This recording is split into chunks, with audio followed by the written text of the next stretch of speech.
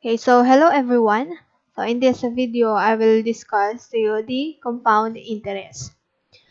Okay, so I have here a illustration of simple and compound interest. So paano ba sila nagkakaibang dalawa?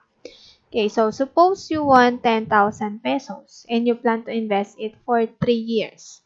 Then a cooperative group offers 5% simple interest rate per year. The bank offers 5% compounded annually. So, yung unang offer sa'yo, that is the simple interest. Then, yung pangalawang offer, that is the compound.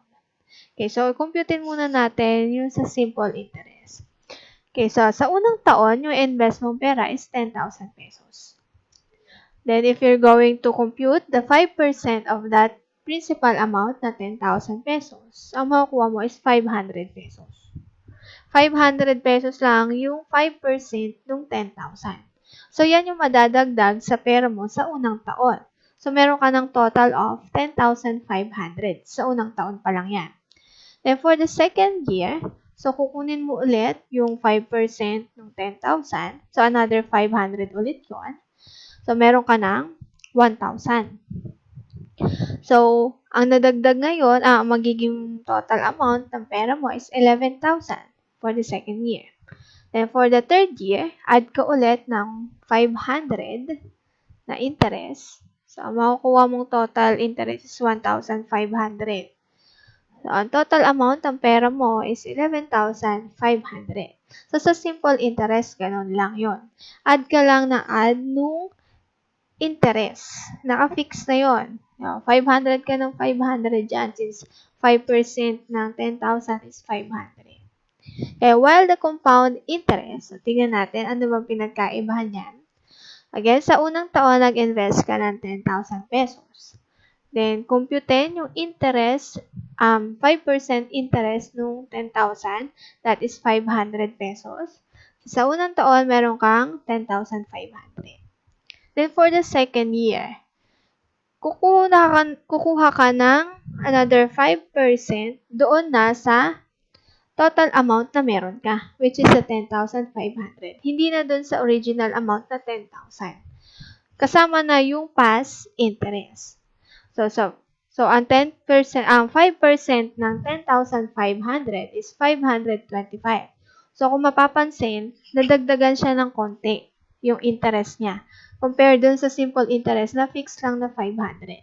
So, dito sa second year, ang interest mo is 525. So, yung total amount na meron ka is 11,025 pesos. Okay, so for the third year, so yung kukunan mo ulit ng 5% is yung present value na meron ka, yung 11,025 pesos. So, ang 5% naman nun is 551.25. So, yun yung magiging interest mo sa pangatlong taon. So, yung total amount ngayon na meron ka after 3 years is 11,576.25. Okay, so mas malaki ng konti yung compound interest compared doon kay simple interest. So, yun lang yung pinagkaibahan nila. Kay compound interest, interest on interest. Padagdag ka ng padagdag, depende, padagdag ng padagdag yung interest mo, depende sa present value na meron ka or present amount na meron ka sa taon na yun. Okay, so compound interest, it is the type of interest which is paid on the original principal and on the accumulated past investment. Okay, so formula for the compound. To compute the future value of the compound interest, F is equal to P times 1 plus R raised to T. So, si F, that is the maturity value or future value. Si P, principal or present value. Yung R, that is the annual rate. Then yung T, yung time or term in years. So, dapat lagi siya naka-years. Then, for the principal, kapag principal naman yung hinahanap, P is equal to F over 1 plus R raised to T. Or, pwede mo ring gamitin yung formula na to, F times 1 plus R raised to negative T. Then, for the compound interest, minus lang natin si future value and then si principal. So, para ma-compute yung interest. Okay, so, let's have an example. Find the maturity value and compound interest if 10,000 pesos is compounded annually at an interest rate of 2% in 5 years. So, identify muna natin ano-ano ba yung mga given. So, dito ang hinahanap is yung maturity value, yung F, then yung compound interest, so yung I yung nawawala. Okay, so yung principal amount natin is 10,000 pesos. Then, yung interest rate is 2% or 0.02. Then, yung time or term is 5 years. So, 5. So, find the F and the interest. Okay, so formula for the future value is P times 1 plus R raised to T. So, substitute lang natin lahat ng given. So, ang principal is 10,000. Times 1 plus R. So, yung R is 0.02 times time. Ang given time is 5. Okay, so let's compute this one. So, 10,000 times quantity of 1 plus 0.02 raised to 5. Okay, so ang makukuha nating answer is 11,040.81. So, 11,040.81. So, that is the future value. How about the interest? Or the compound interest? Kung nakuha na natin si F, si I naman. Okay. So, F minus P. So, subtract lang natin yung na-compute na future value which is 11,040.81 minus the principal. Ang given principal is 10,000. Okay, so ang interest ngayon is 1,040.81.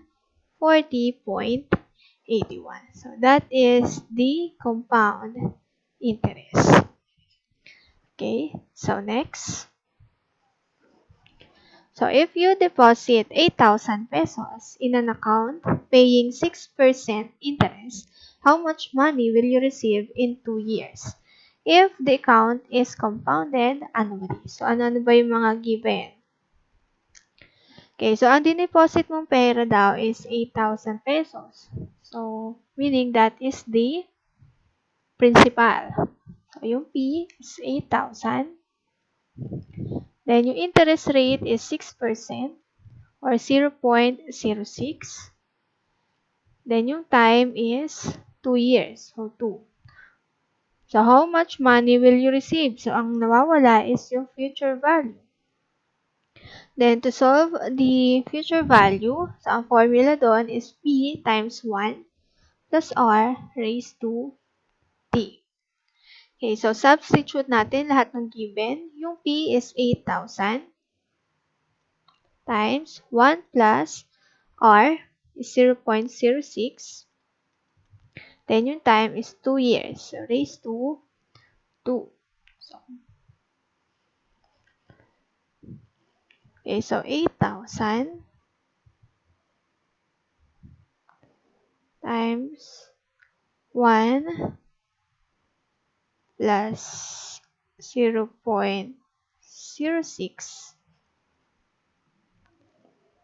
raised to 2. Then equal. Okay, so 8,988.8. So yung future value is 8,988.8. So ito ngayon yung computed future value. Okay, so next, what is the present value of 50,000 pesos due in 7 years if money is worth 10% compounded annually? So, ang nawawala ngayon is yung present value. Okay? So, ano yung mga given? Isa-isahin ulit natin. Okay, so future value is 50,000 pesos. Then, yung time is 7 years. So, 7. Then yung rate is 10% or 0.1. So, ang nawawala is yung P. To solve for the P, ang formula doon is future value over 1 plus R raised to T. Okay, so substitute natin yung mga given.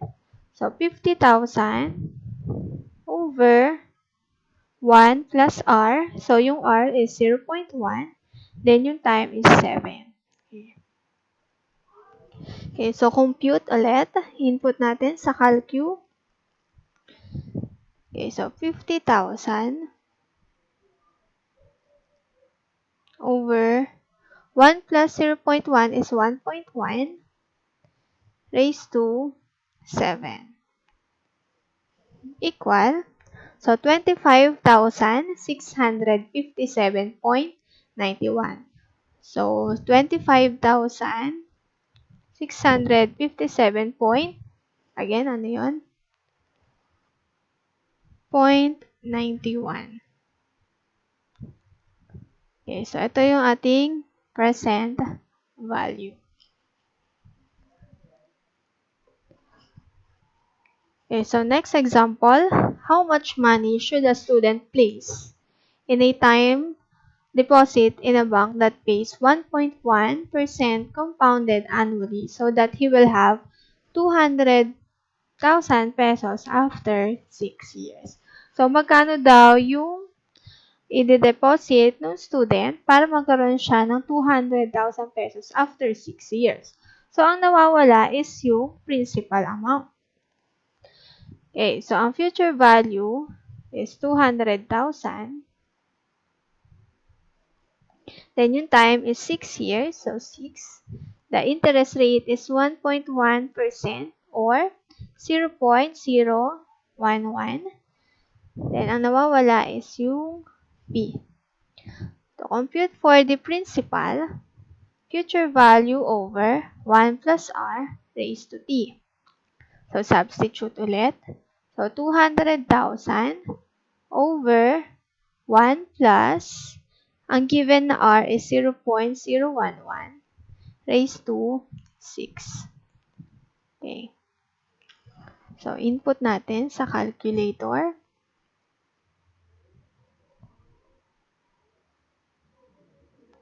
$200,000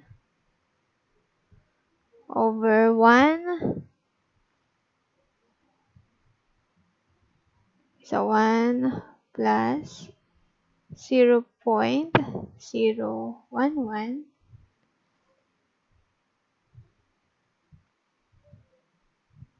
raised to 6. Okay, so ang makukuha natin present value or yung principal amount is 187,293. So, 187,293.65. Okay, so ito ngayon yung ating present value. Okay, so next example. Complete the table below by finding the unknown. So dito, nakasulat na agad yung mga given. Kukunin mo na lang yung mga nawawala. Okay, so first row muna tayo. So ang given is yung principal, 10,000. Yung rate is 8%. Time is 15 years. So ang nawawala, the interest, tsaka si future value. Okay. So, pwedeng computein muna natin yung future value. Principal times 1 plus R raised to time. So, substitute natin. Ang given na principal is 10,000 times 1 plus R. So, yung rate natin is 8%. So, equal yan kay 0.08 raised to time na 15. Okay.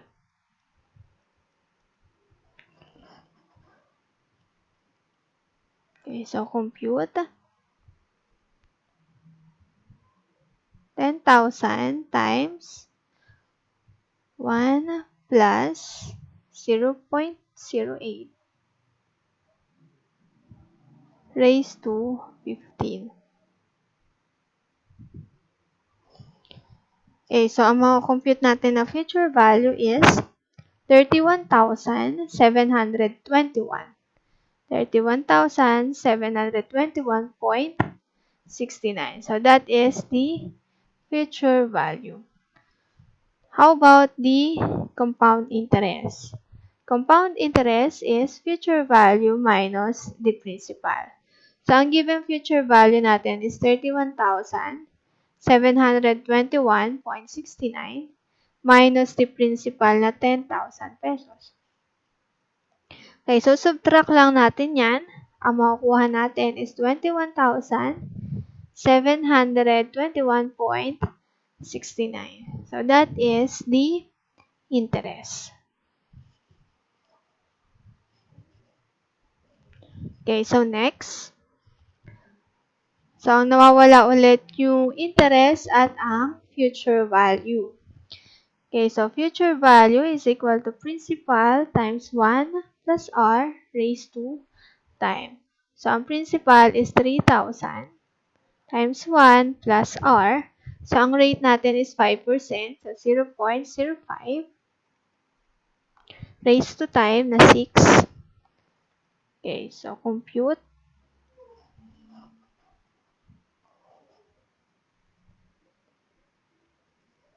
Okay, so 3,000 times, so 1 plus 0.05 is 1.05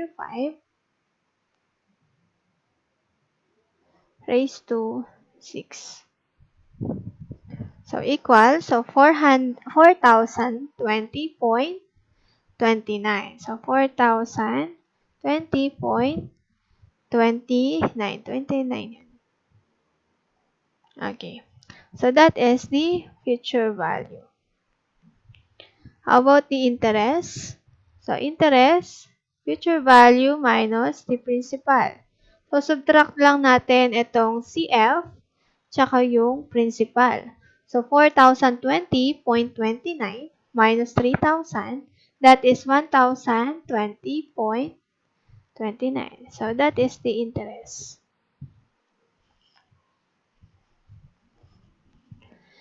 Okay, so next example. So, ang nawawala naman dito is yung principal tsaka si interest. So, formula for the principal, future value minus 1 plus, future value over 1 plus r raised to time. Okay, so, substitute natin yung mga given. Future value is 50,000 pesos over 1 plus, ang given rate is 2%, so 0.02, raised to time na 5 years. Okay. So, compute natin. Okay, so 50,000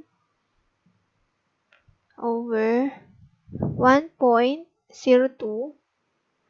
raised to 5.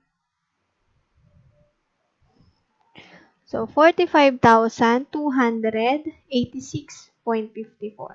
So, 45,000, again, what's that? 286.54. 286.54. So, that is the principal. Then, the interest. Interest is future value minus the principal. Ang computed future, ang given future value is 50,000 minus principal na 45,286.54. So, subtract natin yan. Okay, so 50,000 minus 45,286.54 equal 4,713.46. 4,713.46.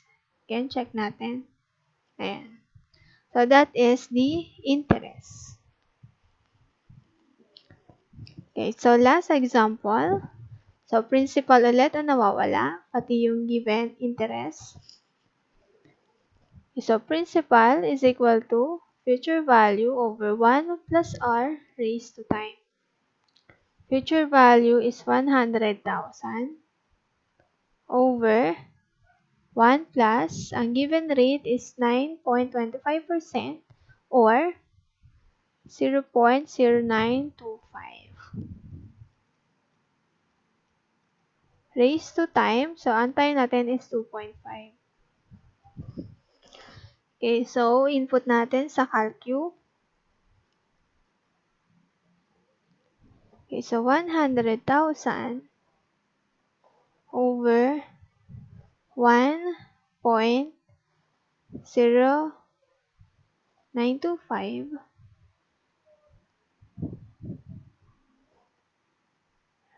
raised to 2.5.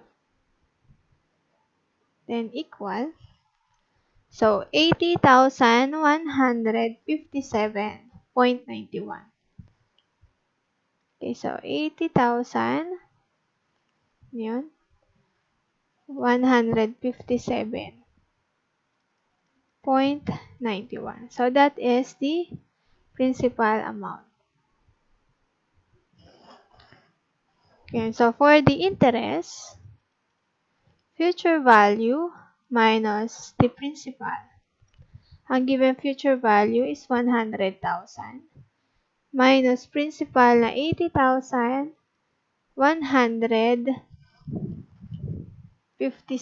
I mean.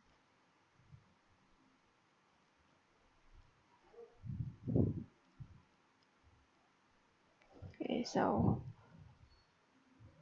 57.91.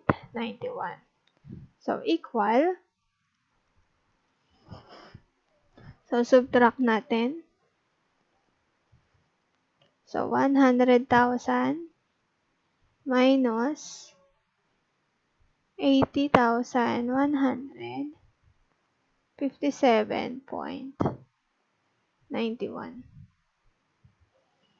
equal 19,842.